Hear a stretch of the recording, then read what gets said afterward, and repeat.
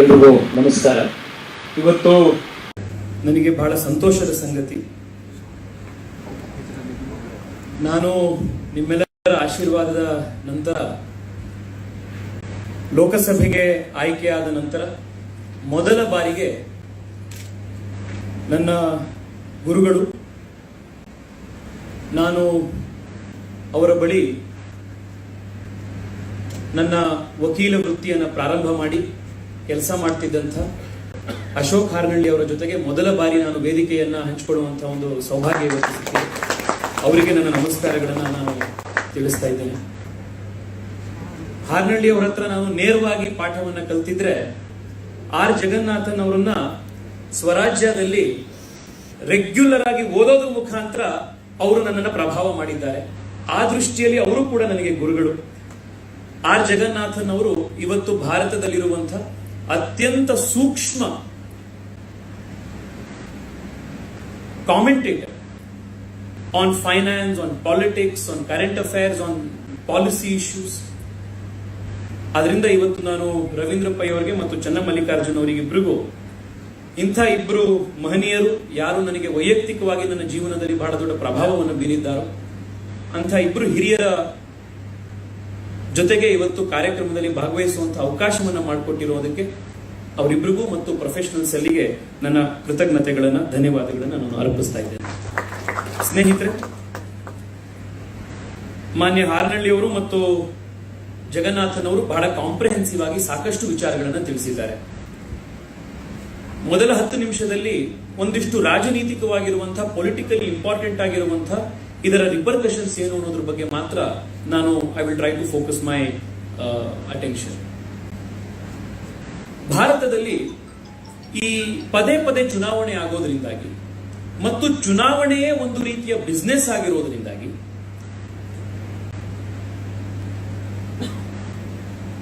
ದೇಶದಲ್ಲಿ ಪ್ರತಿ ಬಾರಿಯೂ ಕೂಡ, ಪ್ರತಿ ದಿವಸ ನೀವು ನ್ಯೂಸ್ ಪೇಪರ್ ತೆಗೆದರೂ ಕೂಡ ಯಾವುದೋ ಮೂಲೆಯಲ್ಲಿ ಯಾವುದೋ ಒಂದು ಚುನಾವಣೆ ಆಗ್ತಾನೆ ಇರುವಂತಹ ಒಂದು ಪ್ರಕ್ರಿಯೆ ಯಾವಾಗಲೂ ಜಾರಿ ಇರೋದ್ರಿಂದ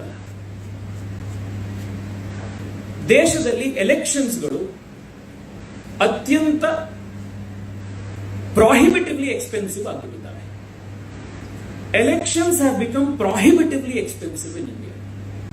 as a result of this, India's polity is suffering a lot of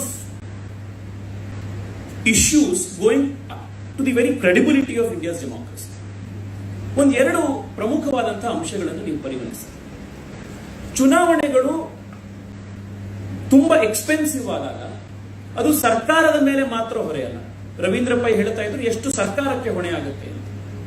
ಸರ್ಕಾರದ ಜೊತೆಗೂ ಪೊಲಿಟಿಕಲ್ ಪಾರ್ಟಿಗಳು ಮತ್ತು ಪೊಲಿಟಿಕಲ್ ಕ್ಯಾಂಡಿಡೇಟ್ಸ್ಗಳು ಯಾರಿರ್ತಾರೆ ಅವರು ಸರ್ಕಾರ ಖರ್ಚು ಮಾಡೋದಕ್ಕಿಂತ 8-10 ಪಟ್ಟು ಅವ್ರು ಖರ್ಚು ಮಾಡ್ತಾರೆ.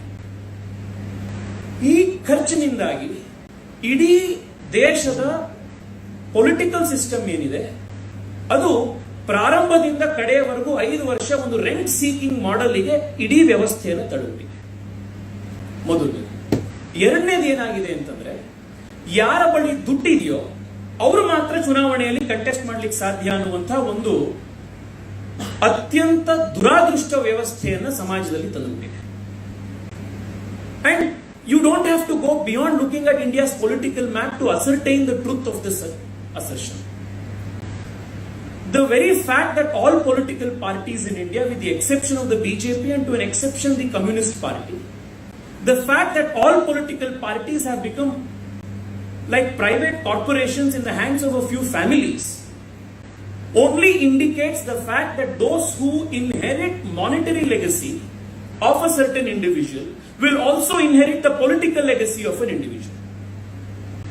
Is why India's polity is now corroded by the curse of dynasty politics.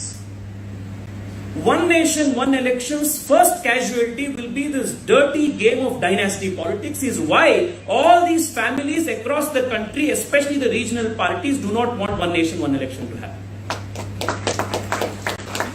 ಅವತ್ತು ಈ ದುಕಾನ್ ಏನಿದೆ, ಈ ಬಿಸ್ನೆಸ್ ಏನಿದೆ, ಆ ಬಿಸ್ನೆಸ್ ಖತಮ್ ಆಗ್ಬಿಡುತ್ತೆ. ನಾನಿಲ್ಲಿ ಬಹಳ ಜನ ಯುವ ಕಾರ್ಯಕರ್ತರಿದ್ದೀರಿ, ಭಾರತೀಯ ಜನತಾ ಪಾರ್ಟಿಯವರು. ನಾನು ನಿಮ್ಮೆಲ್ಲರಿಗೂ ಮನವಿ ಮಾಡುವಂಥದ್ದು ಇಷ್ಟೇನೆ. Why we must fight for this, why we must agitate for one nation one election ಅಂತ. ನಾನು ನಿಮ್ಮ ರೀತಿ ಒಬ್ಬ ಸಾಮಾನ್ಯ ಕಾರ್ಯಕರ್ತ. ನಾನು ಚುನಾವಣೆ ಕಂಟೆಸ್ಟ್ ಮಾಡಬೇಕಾದಾಗ ನನ್ನ ಎಲೆಕ್ಷನ್ ನನ್ನ ಅಕೌಂಟ್ ನಲ್ಲಿ ಇದ್ದಿದ್ದು 13 ಲಕ್ಷ ರೂಪಾಯಿ ಅಷ್ಟೇ.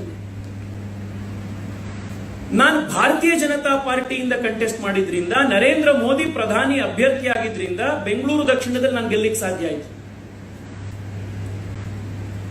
ಇಲ್ಲ ಅಂತಂದ್ರೆ ಸಾಮಾನ್ಯ ಕಾರ್ಯಕರ್ತರು ಪಾರ್ಟಿಯಲ್ಲಿ ಎಲೆಕ್ಷನ್ ಅಲ್ಲಿ ಗೆಲ್ಲೋದು ಹೇಗೆ ಸಾಧ್ಯ? ನಾವು ಬ್ಯಾನರ್ ಬಂಟಿಂಗ್ ಕಟ್ತಾನೆ ಇರಬೇಕು, ಭಾರತ್ ಮಾತಾ ಕಿ ಜೈ ಘೋಷಣೆ ನಾವು ಕೂಗ್ತಾನೆ ಇರಬೇಕು, ಲೀಡರ್ಗಳಿಗೆ ಜೈ ಜೈಕಾರ ಹಾಕ್ತಾನೆ ಇರಬೇಕು. ಎಲೆಕ್ಷನ್ ಬಂತು ಅಂತಂದಾಗ ಮಾತ್ರ MLA ಮಗ, MP ಮಗ, ಕ್ಯಾಬಿನೆಟ್ ಮಿನಿಸ್ಟರ್ ಮಗ, ಮುಖ್ಯಮಂತ್ರಿ ಮಗ ಅವ್ರು ಮಾತ್ರ ಬಂದು ಲೀಡರ್ ಆಗ್ತಾ ಇರಬೇಕು. ಎಷ್ಟು ದಿವಸ ನಡಿಬೇಕು ಈ ರೀತಿ ವ್ಯವಸ್ಥೆ? ಇಲ್ಲಿರುವಂತಹ ದೇಶದ ಪ್ರತಿಯೊಬ್ಬ ಸಾಮಾನ್ಯ ಯುವ ಕಾರ್ಯಕರ್ತ who wants to change, who wants to get into politics, who wants to contest for any public office, all of us must agitate for one nation, one election, because the whole concept of dynasty politics is corroding the very essence of Indian democracy. ಇದು ಮೊದಲನೇ. ಎರಡನೇದು, ಜಗನ್ನಾಥನ್ ಅವರು ಅವರ ಭಾಷಣದಲ್ಲಿ ಉಲ್ಲೇಖ ಮಾಡಿದ್ರು, ಒಂದು MP ಎಲೆಕ್ಷನ್ಗೆ 15-20 ಕೋಟಿ, MLA ಎಲೆಕ್ಷನ್ಗೆ ಬೆಂಗಳೂರಿನಲ್ಲಿ ಎಷ್ಟೆಷ್ಟು ಕೋಟಿ ಖರ್ಚಾಗುತ್ತೆ ಅಂತ ನಾವು ಸುಮ್ಮನೆ ಸುದ್ದಿಗಳು ಕೇಳಿದ್ರೆ ಆ ಕೋಟಿಗಳೇ ನನಗೆ ಭಯ ಆಗ್ಬಿಡುತ್ತೆ, ಆ ಮಟ್ಟಕ್ಕೆ ದುಡ್ಡುಗಳಿದಾವೆ.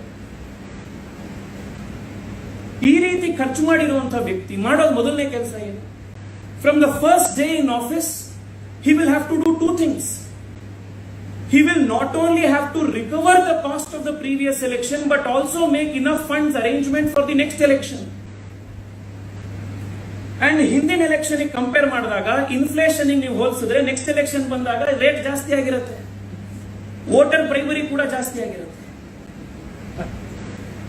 So all 5 years, every elected person on focus ಯಾವ ಕಡೆ ಇರುತ್ತೆ ಅಂತಂದ್ರೆ how to recover money, how to make enough capital, how to make enough corpus for the next election. So ಇದ್ರ ಏನಾಗುತ್ತೆ? The entire system, the root cause of all corruption in India is electoral corruption.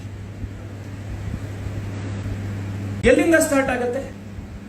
ಯಾವ ಸ್ಟೇಷನ್ಗೆ ಯಾವ inspector ಹಾಕಬೇಕು ಅಂದಾಗ inspector ಎಷ್ಟು ಕಾಸು ಕೊಟ್ಟು ಬರಬೇಕು ಅನ್ನೋದ್ರಲ್ಲಿ ಶುರು ಆಗುತ್ತೆ. ಯಾವ ಸಬ್ ರಿಜಿಸ್ಟ್ರಾರ್ ಯಾವ ಸರ್ಕಲ್ ಬರಬೇಕು ಅಂತಂದಾಗ ಸಬ್ ರಿಜಿಸ್ಟ್ರಾರ್ ಎಷ್ಟಿಕೆ, ಕೋರಮಂಗಲ ಇಷ್ಟಿಕ್ ಆಕ್ಷನ್ ಆಯ್ತು, ಜಯನಗರ ಇಷ್ಟಿಕ್ ಆಕ್ಷನ್ ಆಯ್ತು. ಇಡೀ ವ್ಯವಸ್ಥೆ ನಾವೀಗ ಮಾಡಿದ್ದೀವಿ.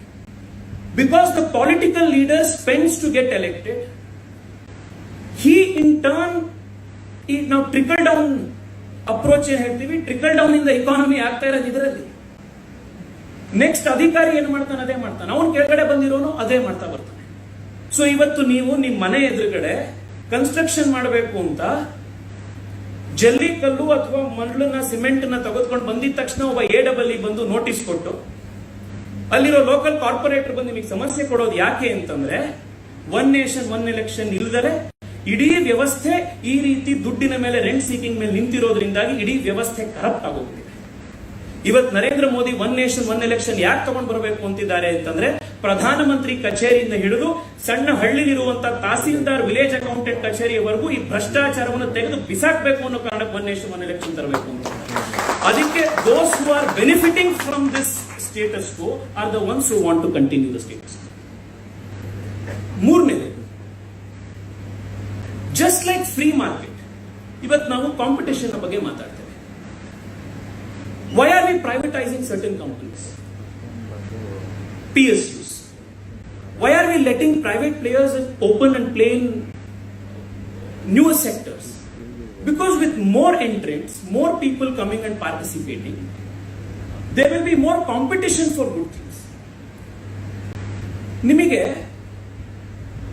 if elections are prohibitively expensive, ಯಾರ ಹತ್ರ ದುಡ್ಡಿದೆ, ಯಾರ ಹತ್ರ ಆಗ್ಲೇ ವ್ಯವಸ್ಥೆ ಇದೆ, ಅವ್ರು ಮಾತ್ರ ಪೊಲಿಟಿಕಲ್ ಪ್ರಾಸೆಸ್ ಅಲ್ಲಿ ಪಾರ್ಟಿಸಿಪೇಟ್ ಮಾಡ್ಲಿಕ್ಕೆ ಸಾಧ್ಯ ಆಗುತ್ತೆ. Just like economy needs a free market, political sector also needs a free market where new political parties and new political leaders can come in. We may not agree with Aam Aadmi Party, but we need more Aam Aadmi parties. We need more political parties, because with more political parties there will be more competition for good things. ನಿಮ್ಮ ಎದುರುಗಡೆ ಯಾರೋ ಒಂದು political party ಬಂತು, ಹೊಸ ವ್ಯಕ್ತಿಯನ್ನು ಹಾಕಿದ್ರು, ಹೊಸ ideas ಹೇಳ್ತಾ ಇರುವಂತ ವ್ಯಕ್ತಿ ಬಂದ್ರು ಅಂತಂದ್ರೆ they must stand a fighting chance of winning the election. ನಾವ್ ಎಷ್ಟು ಸತಿ ಎಷ್ಟು ಚುನಾವಣೆಗಳಲ್ಲಿ ಶಿವರಾಮ್ ಕಾರಂತರು ಎಲೆಕ್ಷನ್ ನಿಂತರು, ಇನ್ಯಾರು ಬಹಳ ದೊಡ್ಡ ದೊಡ್ಡ ವ್ಯಕ್ತಿಗಳೆಲ್ಲರೂ ಎಲೆಕ್ಷನ್ ನಿಂತರು. ಅವ್ರು ಯಾರು ಎಲೆಕ್ಷನ್ ನಿಂತರು ಡೆಪಾಸಿಟೇ ಯಾಕೆ ಬರಲ್ಲ ಅಂತಂದ್ರೆ ಅವರಿಗೆ ಈ ವ್ಯವಸ್ಥೆಯನ್ನ ಗೇಮ್ ಮಾಡ್ಲಿಕ್ಕೆ ಅವ್ರ ಕೈಲಾಗೋದಿಲ್ಲ. So if new political parties have to come in the free market of Indian political space, which will enable more competition for good ideas, good political leaders, one nation, one election is a very necessary. Seen in that regard, one nation, one election, contrary to the claims of the opposition that it will derail the Indian democracy, will only go about strengthening the democracy because it will further encourage a free market for new political parties. ಯಾರು ನಾವು ನಮ್ಮ grand father ಹೆಸರು, ಅಜ್ಜಿ ಹೆಸರು, ಮುತ್ತಾತನ ಹೆಸರು ಇಟ್ಕೊಂಡೇ ರಾಜಕೀಯ ಮಾಡಬೇಕು, ನಮ್ಮದೇ ಫಿಫ್ಟಮ್ ನಲ್ಲಿ ಇರಬೇಕು ಅಂತ ಅನ್ಕೊಂಡಿರುವಂತಹ ಪೊಲಿಟಿಕಲ್ ಪಾರ್ಟೀಸ್ ಗಳಿದ್ದಾರೋ, they naturally do not want competition. Congress ಪಾರ್ಟಿಯಲ್ಲಿ they neither want competition inside the Congress party not outside of the Congress party. Congress party ಒಳಗಡೆ ಕಾಂಪಿಟಿಷನ್ ಇದೆ, ರಾಹುಲ್ ಗಾಂಧಿ ಥ್ರೆಟ್. ಕಾಂಪಿಟಿಷನ್ ಹೊರಗಡೆ ಇತ್ತು ಅಂತಂದ್ರೂ ಕಾಂಗ್ರೆಸ್ ಪಾರ್ಟಿ ವ್ಯವಸ್ಥೆಗೆ threat. Which is why they do not want competition, therefore they want the status quo to continue. 3 more points before I continue. ಈ constant elections ಇರೋದು road block for reforms. ಇದನ್ನಾಗಲೇ ಬಹಳ ಸತಿ ಹೇಳಾಗಿದೆ. ನಾನೊಂದು ಪುಸ್ತಕ ಓದ್ತಾ ಇದ್ದೆ ರೀಸೆಂಟ್ಲಿ. ಪುಸ್ತಕದ ಹೆಸರೇನು ಅಂತಂದ್ರೆ A 100-year Marathon ಅಂತ. It's about how China has been planning a 100-year vision for itself. From when? From 1949 to 2049. A 100-year marathon. So the Communist Party of China, the Politburo, and since then, yar bandru, their vision has been for 100 years.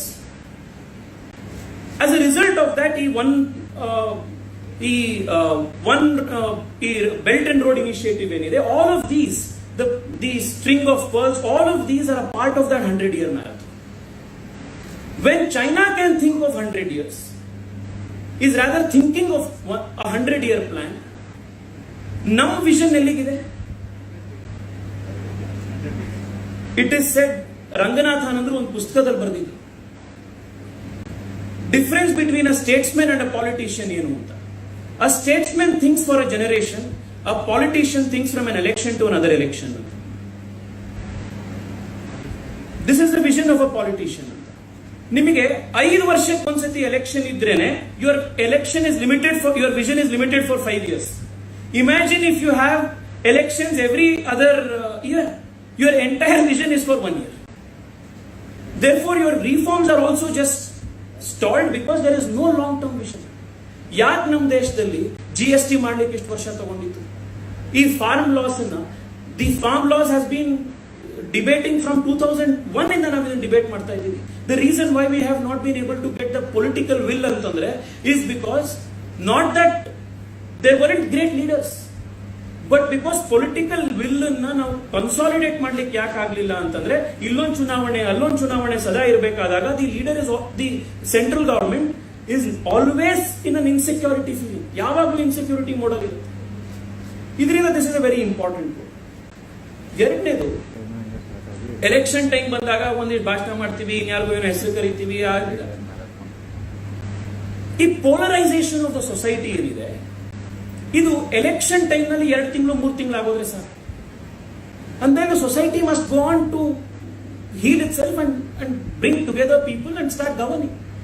5 ವರ್ಷ election ಮಾಡ್ತಾ ಇದ್ರೆ ನೀವು ಪ್ರತಿ ದಿವಸ paper ನಲ್ಲಿ every day we keep seeing ಏನು, ಈ ಜಾತಿಯವ್ರಿಗೆ OBC ಇರೋರನ್ನ SC ತಗೊಂಡ್ಬನ್ನಿ, SC ಇರೋರನ್ನ ST ತಗೊಂಡ್ಬನ್ನಿ, ಇನ್ನೊಬ್ರನ್ನ ಈ ಜಾತಿನ ಅಲ್ಲಿ ತಗೊಂಡ್ ಬನ್ನಿ, ಈ ಕಮ್ಯುನಿಟಿನ ಅವ್ರನ್ನ ಮಾಡಿ. The reason Y a lot of people, a lot of political leaders are incentivized to bring about vociferousness and division in the society is because of constant electioneering. ಇದನ್ನು ಕೂಡ ನಾವು ಸಮಾಜದ ದೃಷ್ಟಿಯಿಂದ ಯೋಚನೆ ಮಾಡಬೇಕು. ಕಡೆಯದಾಗಿ, the role of every government is to govern, and governance is a very serious business. And I will tell you from the limited experience of the last 1.5 years as a member of parliament, ಎಷ್ಟು challenges ಬರುತ್ತೆ governance ಗೆ. Like Jaggi sir was very rightly telling, what is my primary responsibility? Data privacy bill ಬರ್ತಾ ಇದೆ. Data privacy bill ಇಂದ how I should contribute. Standing committee ನಡೀತಾ ಇದೆ on intermediate rules and regulations, how I must contribute. How we must think of bringing big ticket infrastructure and reforms for Bangalore in assistance with the state government and the central government. ಈ ತರದ broad policy issues ಏನಿದೆ ಅದ್ರ ಬಗ್ಗೆ those are our. But ನಮಗೆ ಅದನ್ನ ಮಾಡಬೇಕು ಅಂತಂದ್ರೆ you will need a lot of time in hand to make sufficient study, ಅರ್ಥ ಮಾಡ್ಕೊಳ್ಳೋಕೆ ಏನ್ ನಡೀತಾ ಇದೆ ಪಾಲಿಸಿ ಪರ್ಸ್ಪೆಕ್ಟಿವ್ಸ್ ಅದು. ಬಟ್ ನಮ್ಮ ಟೈಮ್ ಎಲ್ಲಿ ಹೋಗುತ್ತೆ ಅಂತಂದ್ರೆ ಸತ್ಯನಾರಾಯಣ ಪೂಜೆ ಅಟೆಂಡ್ ಮಾಡು, ಮುಂಜಿ ಅಟೆಂಡ್ ಮಾಡು, ಮದುವೆ ಅಟೆಂಡ್ ಮಾಡು, ಗೃಹ ಪ್ರವೇಶ ಅಟೆಂಡ್ ಮಾಡು. And why are you forced to do this? You are forced to do this because ಈಗಲಿಲ್ಲ ಅಂತಂದ್ರೆ ಇನ್ನು 3 ತಿಂಗಳಿಗೆ ಯಾಕೆ ಮಾಡಲಿಲ್ಲ? ಈಗ ನಮ್ಮ ಕಾರ್ಪೊರೇಷನ್ ಎಲೆಕ್ಷನ್ ಒಂದು ವರ್ಷದಲ್ಲಿ ಕಾರ್ಪೊರೇಷನ್ ಎಲೆಕ್ಷನ್ ಬರುತ್ತೆ. ಎಲ್ಲಾ ನಮ್ಮ ಕಾರ್ಪೊರೇಟರ್ಗಳು ಇವತ್ತು ಕಾರ್ಯಕ್ರಮಗಳು ಮಾಡ್ತಾ ಇದ್ದಾರೆ, ಸರ್ ಬರ್ತಾ ಇಲ್ಲ ನೀವು ಬರಬೇಕು. ಅದು ಮುಗಿದಿದ್ದು 1 ವರ್ಷಕ್ಕೆ, ಇವಾಗ BBMP ಎಲೆಕ್ಷನ್ ಮುಗಿದಿದ್ದು 1 ವರ್ಷಕ್ಕೆ ಸ್ಟೇಟ್ ಎಲೆಕ್ಷನ್ ಸ್ಟಾರ್ಟ್ ಆಗುತ್ತೆ, MLAಗಳು ಶುರು ಮಾಡ್ತಾರೆ ರಾಜ್ಯಾದ್ಯಂತ ಬರಬೇಕು. ನಾನು ಎಲೆಕ್ಟ್ ಆಗಿರೋದು ಬೆಂಗಳೂರಿಗೆ MP ಆಗಿ. ಕಳೆದ 10 ದಿವಸದಿಂದ because I have a party responsibility, ಒಂದ್ ದಿವಸ ಅಸ್ಸಾಂ ಅಲ್ಲಿ ಇದ್ದೀನಿ, ಒಂದ್ ದಿವಸ ವೆಸ್ಟ್ ಬೆಂಗಾಲ್ ಅಲ್ಲಿ ಇದ್ದೀನಿ, ಒಂದ್ ದಿವಸ ಕೇರಳದಲ್ಲಿ ಇದ್ದೀನಿ, ಒಂದ್ ದಿವಸ ತಮಿಳುನಾಡಲ್ಲಿ ಇದ್ದೀನಿ. So this again shows that the very core of why you ಈ ಸಿಸ್ಟಮ್ ಇರೋದು ಯಾಕೆ ಅಂತಂದ್ರೆ ಗವರ್ನೆನ್ಸ್ ನ ಡೆಲಿವರ್ ಮಾಡೋದಕ್ಕೋಸ್ಕರ. ಗವರ್ನೆನ್ಸ್ ನೇ ಮಾಡ್ಲಿಕ್ಕಾಗದಲ್ಲೇ ಇರುವಂತಹ ಸಿಸ್ಟಮ್ ಇತ್ತು ಅಂತಂದ್ರೆ it is a very ineffective system, a very incompetent system, and that itself is the best argument for why the system needs to be changed. And fortunately we have one leader who after 7 decades of this whole inefficient system has for the first time found the strength and the courage of conviction to say that India needs one nation, one election, and it is our bounden duty to stand by this leader and promote this most important structural reform for India. Thank you so much.